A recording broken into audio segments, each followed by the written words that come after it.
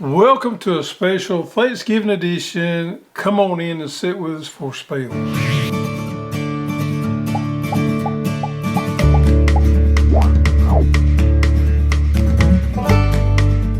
Well, you've been gone for a couple of weeks off the show, and you come back with this big old cowboy hat on. You like or that? cowgirl hat on, yeah. Cowgirl? What does that say right there? Mama Hoss. Mama Hoss. You picked that up at a flea market, did you? No, when we were in Sunflower Festival. the Sunflower Festival, they had a little truck there. You could pick out your hat, and then you pick out the decorations, and they do it for you. And Danette from Perry Hill Farms helped me design this hat. Thank you, Danette. Y'all both, I think y'all both got a little gaudy, but if that's what you want, it's what you like. Golly, look at yours, made out of old rubber tire. Mine is not gaudy, mine is stylish. You paid for that old I raggedy did, and hat. I like it because it's durable. So I can wear it, get sweat stains or wisdom stains as I like talk mine on it. It's too. fine, yes. Mine's more of a That's not a working hat. See, mine's a working hat. no. This is a go to town hat. Go to town cowgirl hat. Yeah. Okay. All right. Filming hat. Filming hat. All right. So, folks, today's a special special Thanksgiving edition. How about that? I got all tongue tied there. We're going to do something special today. We're doing a garden walkthrough, but first we want a few things we want to talk about.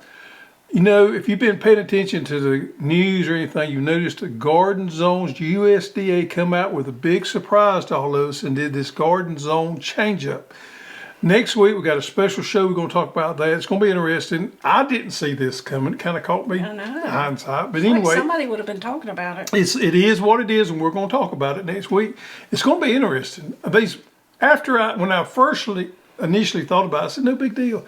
But then the more I thought about it, it is more complex and than what I thought it was going to be after I got to thinking about, especially new gardeners. It's going to cause a lot of confusion there. So we're going to dig into that next week on our Rebel Road. But being as it was Thanksgiving, we thought, what better thing to do a Thanksgiving tour of our gardens? Yeah, a little light show. So just sit back and relax. Yep. On this day, what are you thankful for? What am I thankful for? Oh, I'm thankful for What are you something. most thankful for? Most thankful for is my God and my family. And I think it should be in that order. And then I'm thankful for all of you. Yep. That's good. My God, my family, and all of you. How about that? Sounds good. Yep. I ditto that. Ditto that? I That's ditto really good. that, yeah. That's really good. You just sprung that on me, didn't you? Yeah, that's good though.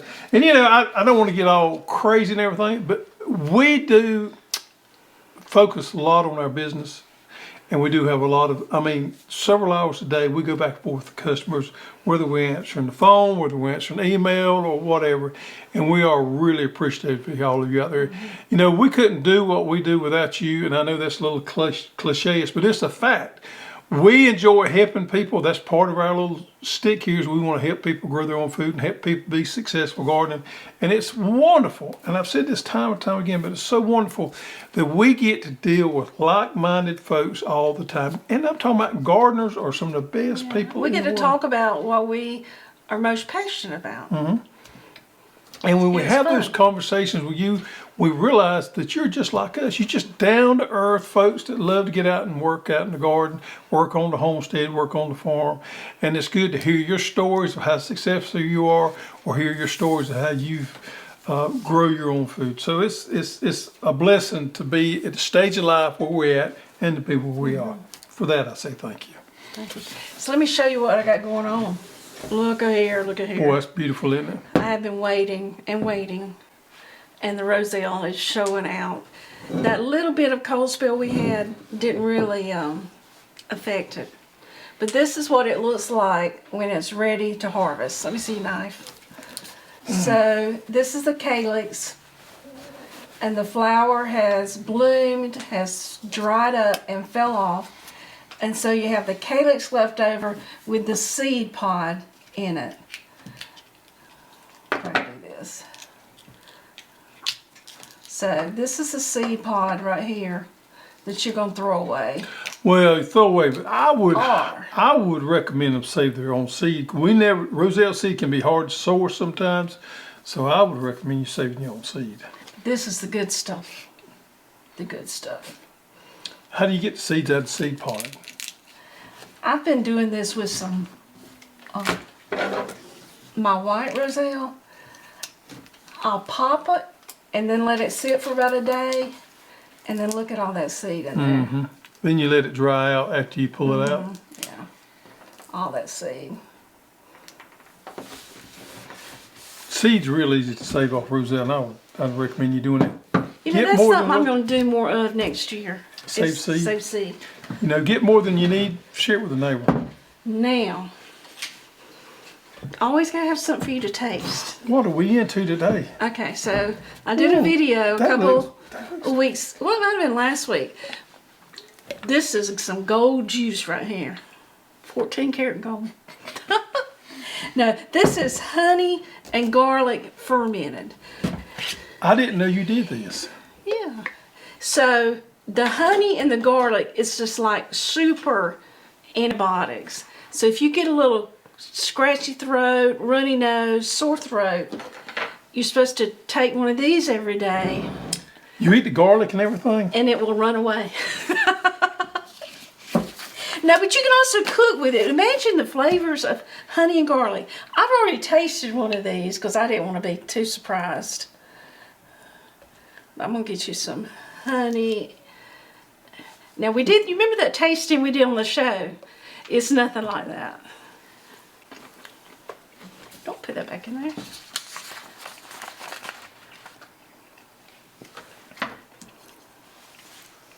Isn't that good? That's different. Taste just the honey. Yeah, that's good. The garlic in there with that's different. It's different. But think about cooking with the honey. I could see cooking with it. Not sure I want to eat it on a biscuit. But. No, but it's medicinal to help you. And if it's medicinal, folks, you know it can't taste good. That's the rule of anything medicinal. It's got to be kind of on the rough side. Oh, that's different. It's different. All right, so what do you say? Let's go out and give everybody a tour Let's of go our to the garden. garden and see what we got going on. Well, if you've watched us for any length of time, you know we got our two separate gardens. I got my garden and her garden. We're going to tour my garden first. And I want to talk about Thanksgiving because we garden a lot for Thanksgiving. First of all, this is my little 20 by 20 garden. And I do this to replicate what somebody could grow in a small space as a 20 by 20. And I've got some greens growing there. And I got a special video coming out showing how to keep rabbits from eating your garden. I just figured it out. Well, maybe I didn't figure it out. I had somebody tell me a solution and I tried it and it worked. And we're going to be bringing you that video out shortly. It's mind-boggling, and then most important, it works. But we got a top chop collard, which is one of our favorites here. Now on the other side here, I got a kale that we're trialing out this year. This is a new kale for us. We don't have it in our seed selection yet, but if it works out as good as promised, it's going to be pretty awesome right here. And I got some more kale over here, red Russian over there, and I got some beets. We do a lot of trialing with new varieties. This is a new beet variety we're trialing out for you guys. There again, if it works out, then we'll have it out for you. Your carrots look good. Carrots look good. Now that is a new variety of carrots also. Oh, really? Yep. You normally don't do this well on carrots. Oh, come on now. I've watched you, I've learned from you. They looking bigger than They're looking mine. good, yeah. The secret to carrots to me is good soil. Yeah. Good soft soil. Fluffy soil. So we got carrots growing there, new variety. And this is a new variety of bunching onion that we're trialing out. So this is pretty much my trial garden with the exception of red Russian kale and top chop, which is varieties we already carry. How long will it be before these are ready? It won't be long, but now I did probably plant them a little too thick, but they look really good. A bunching onion, if you don't know about it, is the onion that gets about the size of your thumb all the way through, and you enjoy the onion bulb part and the green part as well. We plant them thick because it don't take much room for them to grow. But these here, I might have got a little too thick. But anyway, that is my 20 by 20 garden right there. All right, so let's move more into the Thanksgiving garden. Now, this is some greens that I planted. We did a video of it here a while back. Got my regular mustard greens, got rutabagas, and we got all top turnips there. Now you can tell that they've been harvested some, and the reason why is we've been eating on these things. Plus I've been giving them away. I got some cousins and some neighbors that love these things, and I always invite them to come help themselves. So we got plenty left there.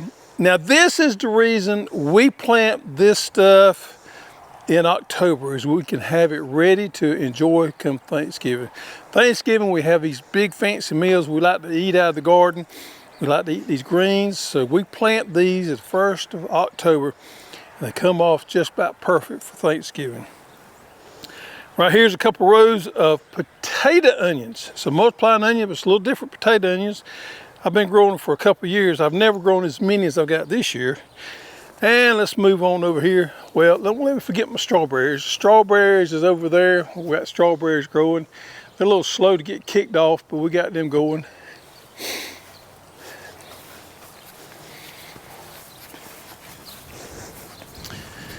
And here's our big patch of multiplying onions. Now we grow multiplying onions as a seed crop, but we also enjoy them as well. But I wanted to show you, if you give me those onions right there, I want to show you how we do them. Now we got the multiplying red onion right here that we're growing for the first time this year. Look at this, look at the difference in the tops of those red onions and these tom onions. Now this is all tom onions right here. Now we've been enjoying these things quite a bit the last few days, and I'll show you how Mama Hoss does it, because she'll slip up here and gather some of these tom onions without telling anybody. Just go through there and we loosen it up a little bit like that right there. And we pull them. Can't hardly tell because of the dirt on them there, but they're pretty good size. Now these 2 onions in there. So what she'll do is she'll split them off and plant one back where that one's at. Yep. It'll continue to grow and multiply again, hence the name multiplying onions. So we're going to have plenty of them. They actually do better if you harvest some more along and eat. Now this is what you get after they're cleaned up. We just partaked in some of these last night. They're kind of boxy instead of bulby. Yeah, the bunching onions are more round. Yeah. And they have a little bit more spice to them. We love to eat them in our peas, cut them up in our salads. Yeah. Cut them up, and I eat them all the way up in here to the green part. So I just used the last of the red onion from spring crop this week, and now we'll have onions all winter. Yep. By planting these. Yep. And then we'll have plenty of, we always sell out every year of our seed stock, but we'll have a good supply of seed stock come springtime. And then we'll put some up and hold over to fall, because us in the deep south, we always plant our multiplying onions in the fall. And if you plant them around the end of September, 1st of October, perfect for Thanksgiving. Well, my blackberries run their cycle a couple years ago, and I haven't been able to replant them till this last summer. This right here is a variety called Sweetie Pie. Of course, it's a thornless variety, and I got them growing good. I actually bought these as little bitty things and put them in the greenhouse and grew them out to nice sized plants, and I transplanted them out here.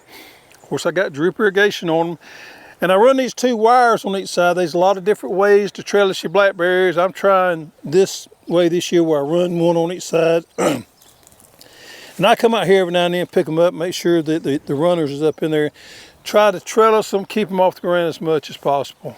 But they should be in production. I expect to have a few this coming year. All right, let's go see what's going on in my garden.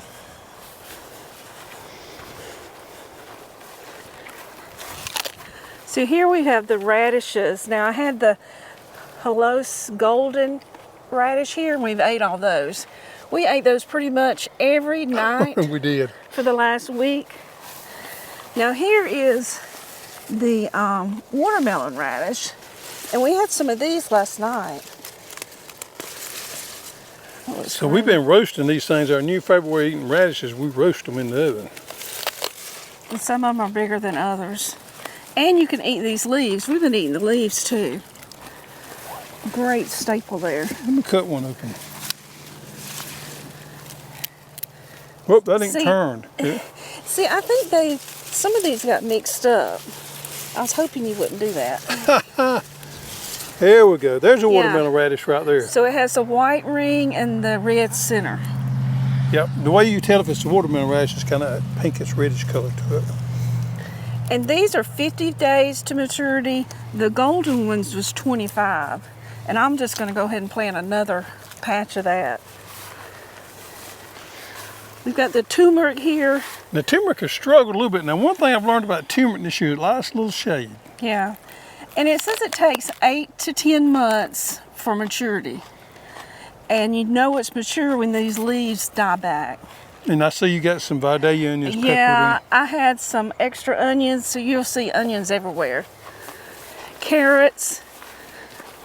Now I've got 3 kinds here. I got the Scarlet Nantes, the Yellow Bunch, and Hercules. I believe my carrots look better than yours. You planted yours quicker than I did. Just saying. We'll see when they're pulled, see how they do. Okay, here we have the Chioggia. Chioggia? Key, is how it's pronounced. I know that's what it says. And these were planted on 10-7, and they're 50 days to maturity. And then the golden... the touchstone, I always get that mixed up. I like those because they retain their color when they're cooked, and they're a little bit milder than the traditional beet. And we've been eating some of the leaves off of them as well. Yeah. Some holdover basil. Yeah, I didn't pull up my holy basil. I just cut it back, and I'm just going to let it sprout out one more time. Top chop. That's some top chops I donated to the garden. Yeah. Then here we have some more holy basil. When I was cutting it, called myself chop and drop, and so I've got it spread everywhere out here. But this is calendula, which is a cool season crop, so it's going to last throughout the winter unless it gets really cold. Yep, and that's a great one right there. If you want to grow a flower in the wintertime, it's also a great herb, good for skin irritation. It's medicinal, culinary. It has long stems, so it's a great cut flower too. Yep.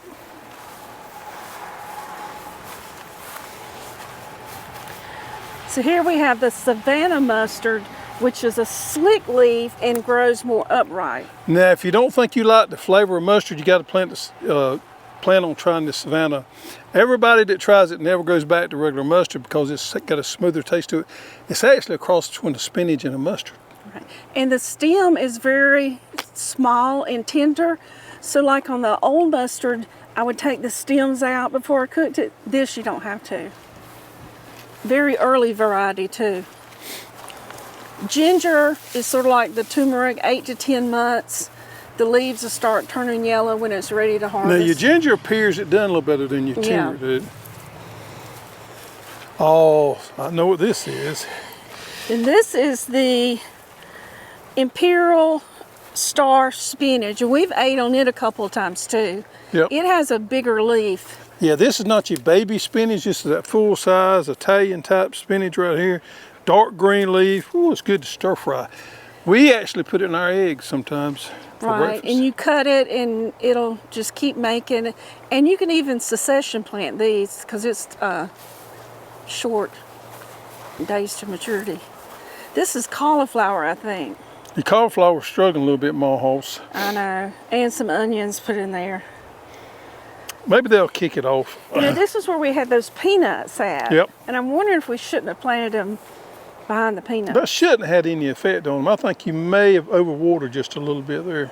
His solution to everything I've done wrong out here is overwatering. Echinacea, and I hope just to keep this through the winter and just keep this as my coneflower echinacea bed. More onions, Vidalia type. Yeah, these are the red ones. They get the hairy weed a little bit on those. I'm going to have problems here. You see all that? Yeah. I had the lemon drop here, And it's seeded out everywhere. will take over. So I'm going to have a fight on my hands right here.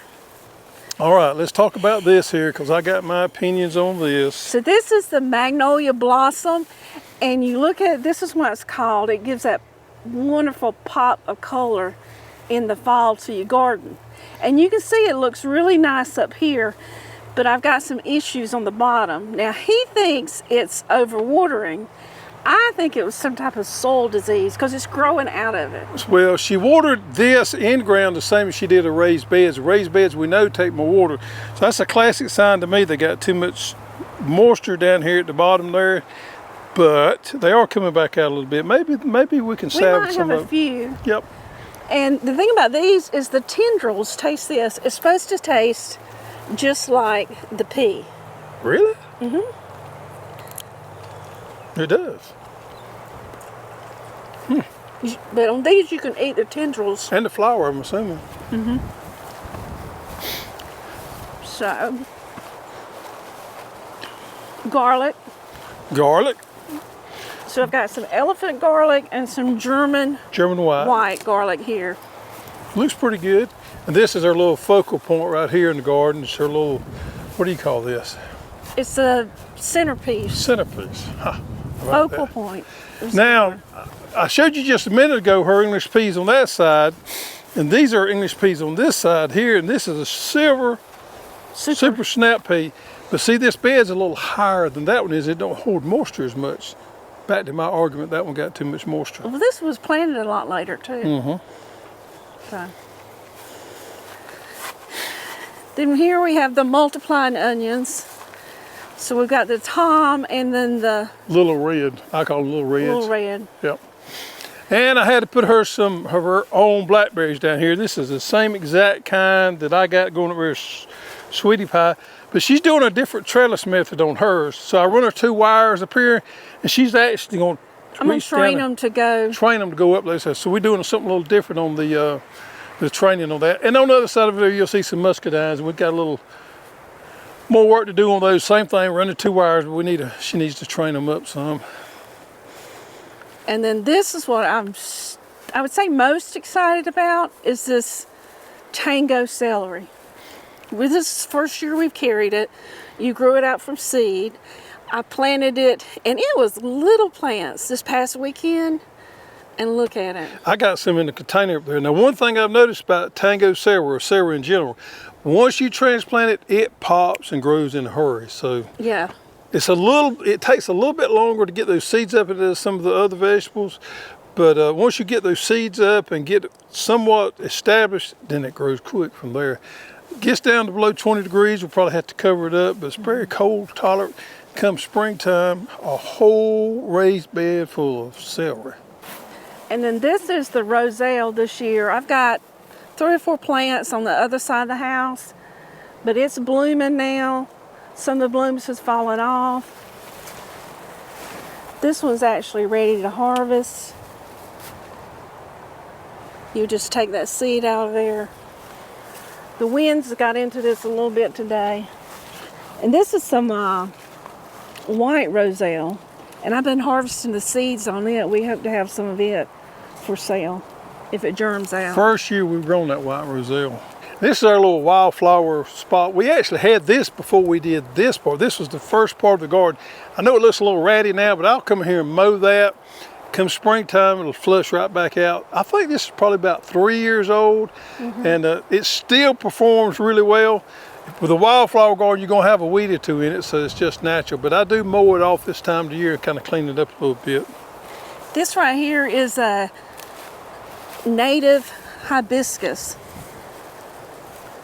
We went to a plant sale and bought some native stuff. I'm trying to sprinkle some native things throughout this area. Well, this is my attempt at growing some milkweed for the monarch butterflies. And I just planted this year and hadn't got a real good stand. It's been dry. Man, it's been dry since I planted it. But I watered it a few times.